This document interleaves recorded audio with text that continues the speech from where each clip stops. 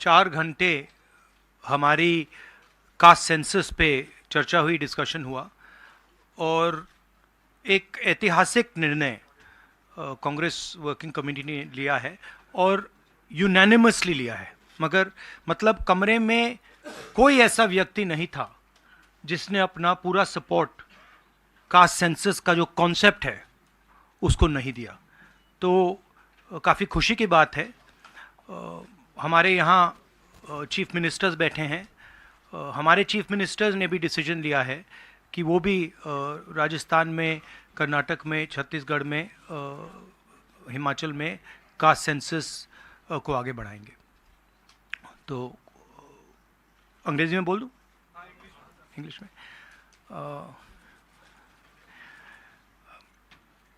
There's a very big decision taken today by the Congress Working Committee.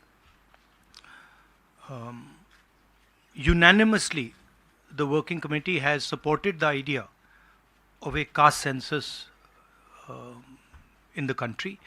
And I think it is a very, very progressive step, a very powerful step for the emancipation of the poor people in our country. We've also our chief ministers are also believe that it's an important step for them to take. So our states are also considering this and actioning this this step. If you have any questions, please feel free to ask them. एक minute एक करके संजीव, एक minute please रुक जाइए।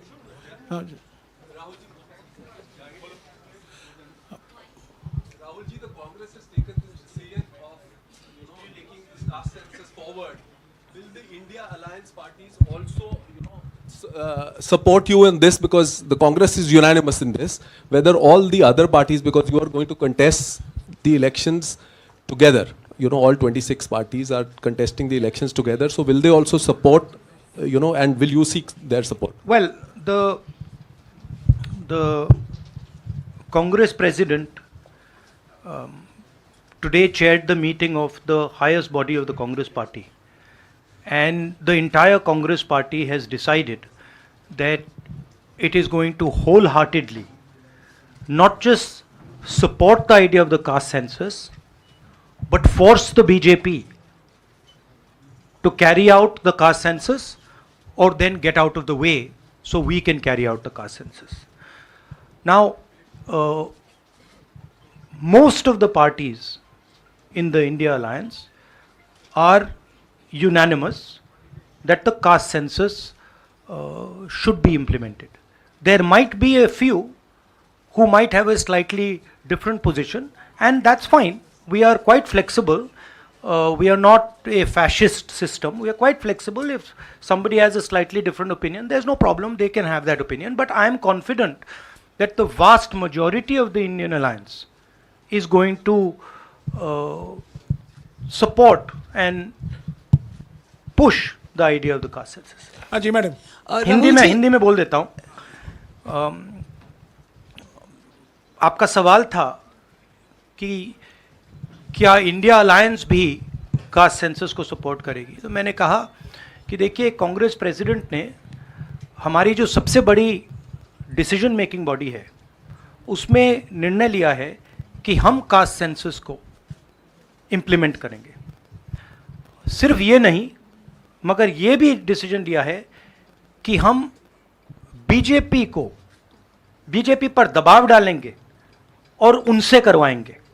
अगर उन्होंने नहीं किया तो फिर उन्हें परे हो जाना चाहिए, क्योंकि देश कास्ट सेंसस चाहता है।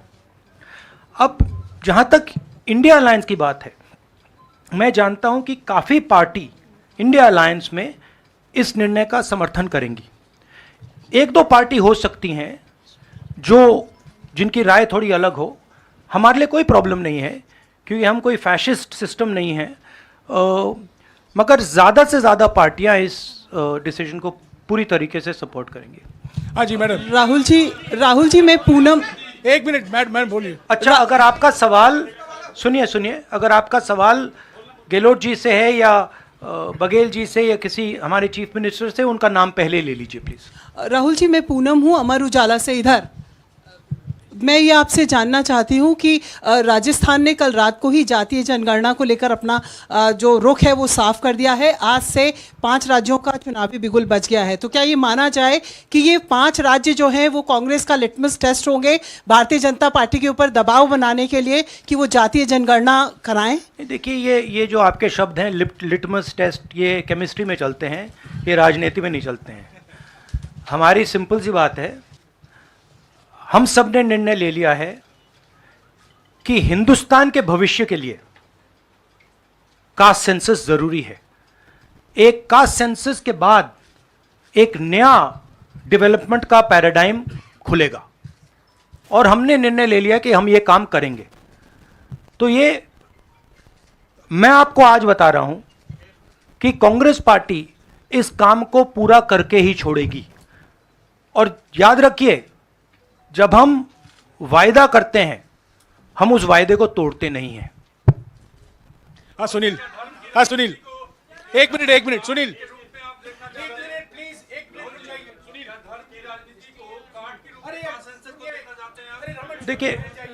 देखिए नहीं, मैं इसका जवाब देता हूं। देखिए, ये कास्ट और धर्म की बात नहीं है, ये गरीबी की बात है। हिंदुस्तान के ओबीसी, हिंदुस्तान के दलित, हिंदुस्तान के आदिवासी और हिंदुस्तान के गरीब लोग, इनके लिए यह काम किया जा रहा है। आज क्या हो रहा है, 2 हिंदुस्तान बन रहे हैं, एक अदानी जी वाला और दूसरा सबका। Caste census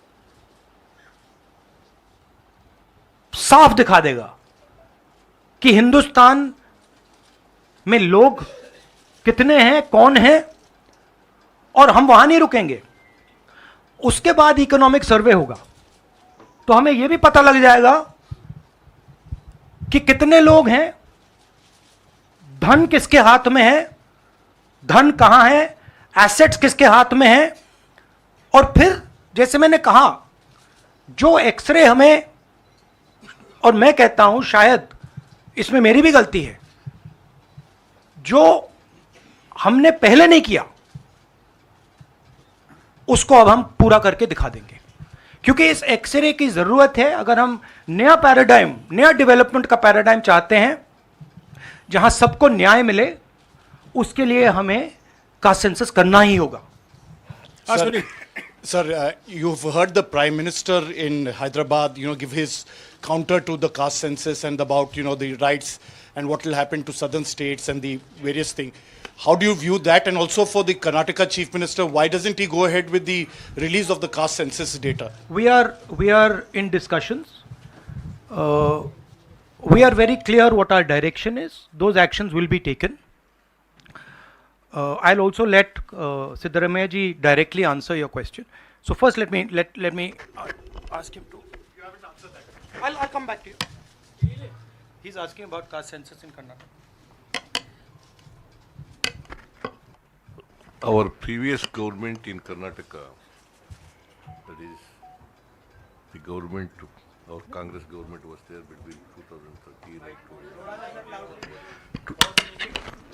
2013 and 2018.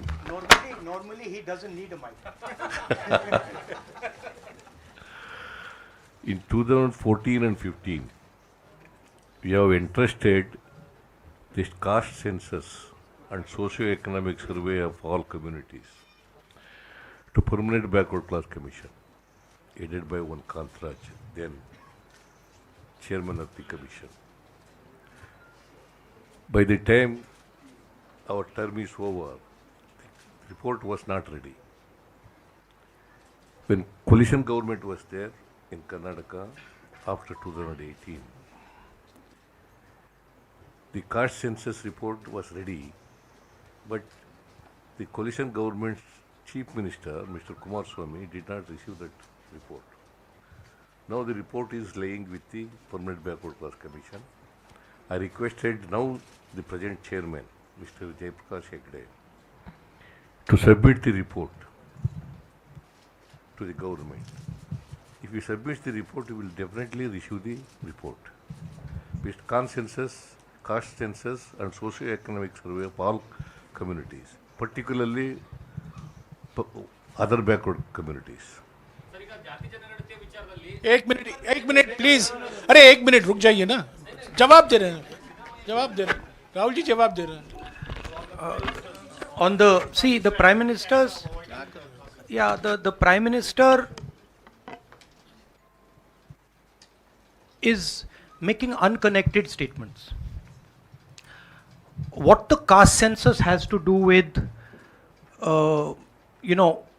representation of the South is very difficult to understand. Now, the problem is that the Prime Minister is incapable of doing the caste census.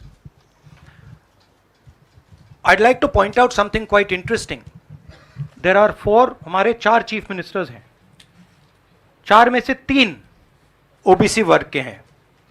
BJP के 10 चीफ मिनिस्टर हैं, 1 ओबीसी वर्ग के हैं, और वो भी कुछ ही दिन में चीफ मिनिस्टर नहीं रहेंगे. तो बात बहुत होती है ओबीसीज की, मगर नरेंद्र मोदी जी को यह बताना है कि ओबीसीज के लिए आपने किया क्या. मैंने पार्लियामेंट में उदाहरण दिया कि 90 अफसरों में से 3 अफसर ओबीसी वर्ग के. नरेंद्र मोदी जी ने उसके बारे में कुछ नहीं बोला. उन्होंने यह भी नहीं बोला कि हां यह गलत है. उन्होंने बोला, एक शब्द नहीं बोला. मतलब उनके लिए यह एक्सेप्टेबल है कि हिंदुस्तान में जिनकी शायद 50% आबादी है अप्रोक्सीमेटली, उनका सरकार को चलाने में कोई भी हक ना हो. तो ये तो सच्चाई है, रियलिटी है. प्राइम मिनिस्टर सीधा कह दें कि हम कास्ट सेंसस का डेटा रिलीज कर देंगे.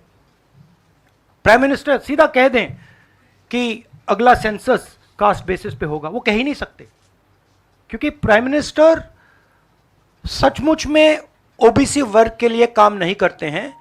प्राइम मिनिस्टर का काम ओबीसी वर्ग को डिस्ट्रैक्ट करने का, ओबीसी वर्ग के ध्यान को इधर उधर करने का है. जो सच्चाई है कि ओबीसी वर्ग, दलित वर्ग, आदिवासी वर्ग को कितनी भागीदारी मिल रही है, उससे डिस्ट्रैक्ट करने का पूरा सिस्टम बना रखा है आरएसएस ने और नरेंद्र मोदी जी ने. और नरेंद्र मोदी जी उनके मेन इंस्ट्रूमेंट है, मतलब सेंट्रल औजार हैं. उनका यही काम है कि भैया ओबीसी की भागीदारी ना हो, ध्यान इधर उधर जाता जाए. हाँ संजय. राहुल जी, प्राइम मिनिस्टर और बीजेपी का एलिगेशन है कि कांग्रेस कास्ट सेंसस को इसलिए ला के वो हिंदू कम्युनिटी के अंदर डिवीज़न पैदा करना चाह रही है. और ये राजस्थान में उन्होंने रैली में ये बात कही कि ये कास्ट सेंसस का मतलब कांग्रेस का एडवोकेसी का, राहुल गांधी का एडवोकेसी का यही लक्ष्य है. हमारा लक्ष्य, जैसे मैंने कहा, हमारा लक्ष्य है कि एक्सरे होना चाहिए. किसी को चोट लगती है, अस्पताल में पहला काम होता है, भैया देखिए एक्सरे कराते हैं, पता लगाते हैं क्या है, सच्चाई क्या है. हमें लग रहा है कि हिंदुस्तान में जो भागीदारी ओबीसीज की होनी चाहिए, दलितों को होनी चाहिए, आदिवासियों की होनी चाहिए, हमें लगता है कि वो उनको नहीं मिल रही है. सस्पिशन है. अब हम सिर्फ ये कर रहे हैं कि हम एक्सरे कराना चाह रहे हैं, देखना चाह रहे हैं कि क्या ये सच्चाई है इसमें या नहीं. नरेंद्र मोदी एक्सरे कराने से क्यों डर रहे हैं? इसमें लोगों को बांटने की बात नहीं है. इसमें जो हक लोगों का है उनको देने की बात है. अब मुझे यह बात समझ नहीं आ रही कि हिंदुस्तान के जो प्रधानमंत्री हैं एक्सरे क्यों नहीं करा रहे हैं, एक्सरे करने से क्यों डर रहे हैं. और जहां भी जा रहे हैं आप नोटिस कीजिए, कहीं ना कहीं डिस्ट्रैक्ट करने की बात कर रहे हैं.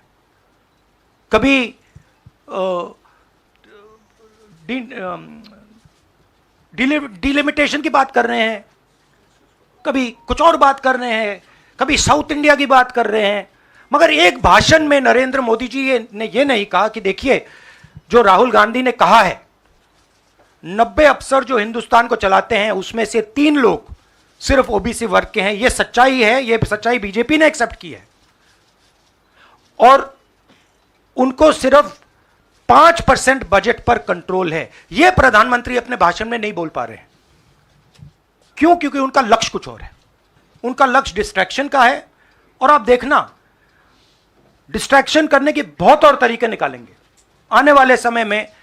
एक के बाद एक, एक के बाद एक, एक के बाद एक डिस्ट्रैक्शन करने के तरीके दिखेंगे आपको। राहुल जी, एक दो सवाल और ले सकते हैं? हाँ, मौसमी।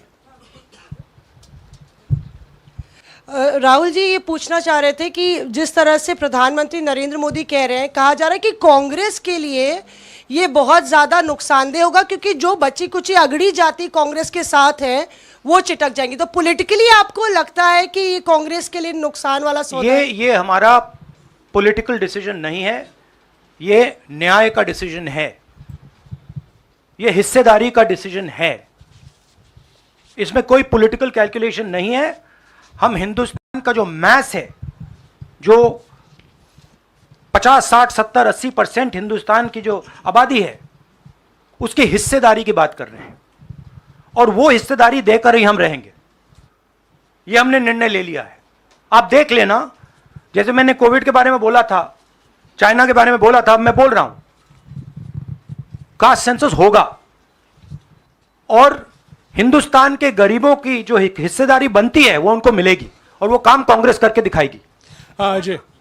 राहुल जी, आपने कास्ट सेंसस के बाद इकोनॉमिक सर्वे की बात कही है, वो क्या इकोनॉमिक सर्वे स्टेट में भी होगा क्या, कांग्रेस रूल स्टेट में? एक चीज़, और दूसरा, आपने पार्लियामेंट में कहा था कि आपके पास जो कास्ट सेंसस का डेटा है वो आप अनाउंस करेंगे अगर सरकार नहीं करती है तो। नहीं, तो मैंने आप ये नहीं कब बोला। करेंगे?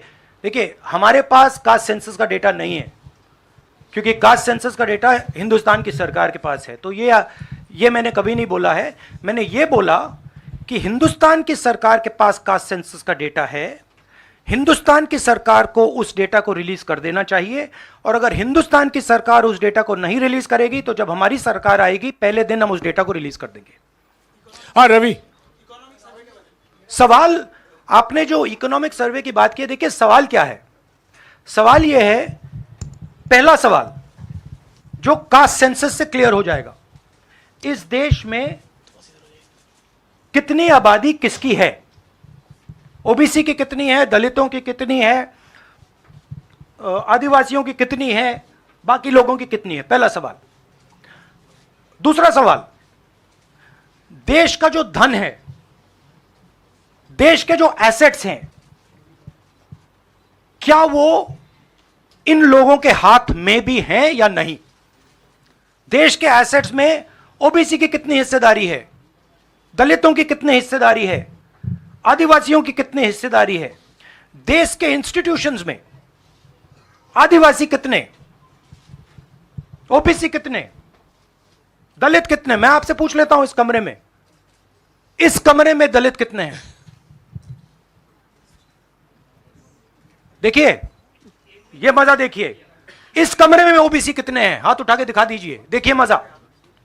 नहीं, वो आप कैमरामैन है भैया, आपकी बात नहीं कर रहा हूं मैं, इनकी बात कर रहा हूं। तो ये सवाल है, हिंदुस्तान के इंस्टीट्यूशंस में ओबीसी कितने, दलित कितने, आदिवासी कितने? ये सवाल हम पूछ रहे हैं। इंस्टीट्यूशंस के बारे में पूछ रहे हैं, धन के बारे में पूछ रहे हैं, एसेट्स के बारे में पूछ रहे हैं, और आबादी के बारे में पूछ रहे हैं। राहुल जी इधर, रवि। राहुल जी इधर, राहुल जी इधर, राहुल जी मेरा सवाल, आपने कहा कि प्रधानमंत्री बार बार डिस्ट्रैक्ट करने की कोशिश करेंगे, उसी से जुड़ा सवाल है, क्योंकि प्रधानमंत्री बार बार ये कह रहे हैं कि आप विदेशी ताकतों से मिले हुए हैं और आप देश को तोड़ना चाहते हैं, ये प्रधानमंत्री आरोप लगा रहे हैं। इस पे क्या कहेंगे आप? मतलब इसका क्या कनेक्शन है? हम कह रहे हैं कि जो इस देश के गरीब लोग हैं उनकी हिस्सेदारी कितनी है, वो हैं कितने, हम ये सवाल पूछ रहे हैं। कनेक्शन क्या है? ये वही बात है डिस्ट्रैक्ट करने का, कि भैया उधर देखो, इधर देखो, उधर देखो। जैसे मैंने अभी आपसे पूछा, इस कमरे में ओबीसी कितने हैं, सब लोग इधर उधर देख रहे थे, एक भी हाथ नहीं दिखा मुझे। एक है, हाँ भैया, मेन ये है, ये मेन है। यहां पे ना एक आदिवासी है, ना एक दलित है, ना एक ओबीसी है, तो सवाल उठता है। अब मैं ये नहीं कह रहा हूं, सवाल पूछना जरूरी है। मैं सिर्फ सवाल पूछ रहा हूं, उसके बाद डेटा के बाद क्या किया जाएगा उसके बारे में हमने अभी डिस्कशन नहीं किया, मगर हम एक ऐतिहासिक सवाल पूछ रहे हैं। हिस्सेदारी में ओबीसी वर्ग को कितना मिल रहा है, दलित वर्ग को कितना मिल रहा है, आदिवासी वर्ग को कितना मिल रहा है, बाकी लोगों को कितना मिल रहा है, यह हिस्टोरिकल सवाल है। और इससे हिंदुस्तान की जो आगे आने वाले का जो इकोनॉमिक मॉडल होगा, पॉलिटिकल मॉडल होगा, इसी बेसिस पे बनेगा। धन्यवाद, शुक्रिया। फाइव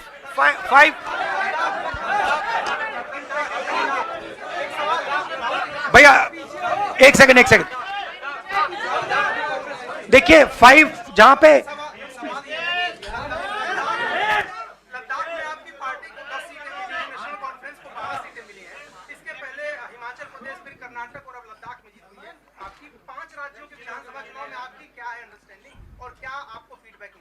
मैंने आपसे कहा कि बीजेपी के 10 स्टेट्स हैं, एक उनका ओबीसी चीफ मिनिस्टर है, तो मध्य प्रदेश में उनकी सरकार जारी है, राजस्थान में भी सरकार जारी है, छत्तीसगढ़ में भी जारी है, तेलंगाना में जारी, सॉरी उल्टा बोल दिया छत्तीसगढ़ में हमारी सरकार है, आ रही है, आपने कंफ्यूज कर दिया मुझे। राजस्थान में आ रही है, छत्तीसगढ़ में आ रही है, मध्य प्रदेश में जा रही है, तेलंगाना में उनकी जा रही है, हमारी आ रही है।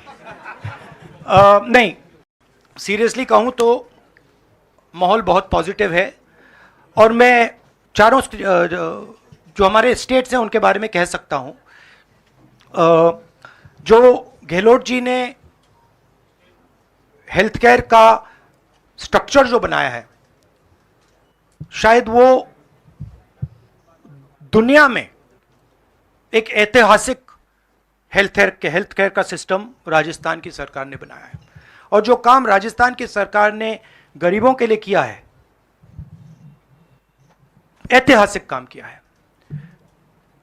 कर्नाटक में हमारी जो 5 गारंटीज हैं, जो सोशल प्रोटेक्शन की जो स्कीम्स हैं, वो अनमैच्ड है। आप किसी भी स्टेट में चले जाइए, आप पूछ लीजिए, आपको ऐसा सोशल प्रोटेक्शन का स्ट्रक्चर नहीं मिलेगा।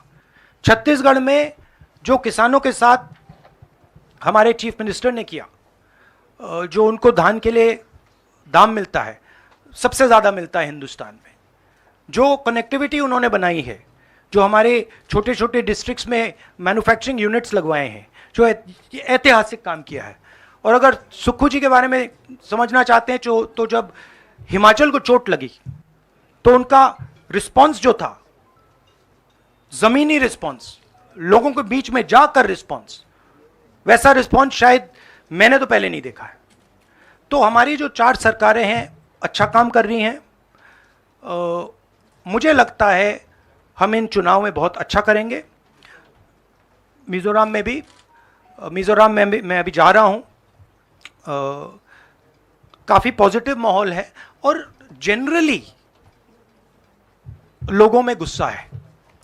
1-2 कारण हैं, बेरोजगारी, महंगाई, और जो इनइक्वालिटी बढ़ती जा रही है कि अदानी जी जैसे लोग अमीर होते जा रहे हैं, देश के पूरे एसेट्स उनके हाथ पड़ रहे हैं, और किसान हैं, मजदूर हैं, वो गरीब होते जा रहे हैं। ये सबको दिख रहा है। तो इसीलिए हम प्रिपरेशन कर रहे हैं। कास्ट सेंसस हमारा फाउंडेशन है, मगर जो राजस्थान में इन्होंने हेल्थ केयर के लिए किया, वो हम नेशनल लेवल पे करने की सोच रहे हैं। जो किसानों के लिए ये कर रहे हैं, जो इनका सोशल सिक्योरिटी का स्ट्रक्चर है, वो हम इसको नेशनल लेवल पे इंप्लीमेंट करने की प्लानिंग कर रहे हैं। हमारी सोच है कि जो नरेंद्र मोदी जी और बीजेपी ने नफरत, हिंसा और डर का विजन दिया है, हम देश को मोहब्बत, रिस्पेक्ट और भागीदारी का विजन दें। और मुझे लग रहा है कि देश का जो मूड है वो बिल्कुल बदल चुका है, और ये बात अभी बीजेपी वालों को समझ नहीं आई है, मगर कुछ ही दिनों में उनको आस्ते आस्ते ये बात समझ आ जाएगी कि जो उन्होंने देश के साथ किया है, जो उन्होंने नफरत फैलाई है, जो उन्होंने इंस्टीट्यूशंस पर आक्रमण किया है, लोगों को डराया है, धमकाया है, नफरत फैलाई है, वो इस देश को अच्छा नहीं लगा है। तो ये मुझे लग रहा है। आप सबका बहुत बहुत धन्यवाद। नमस्कार।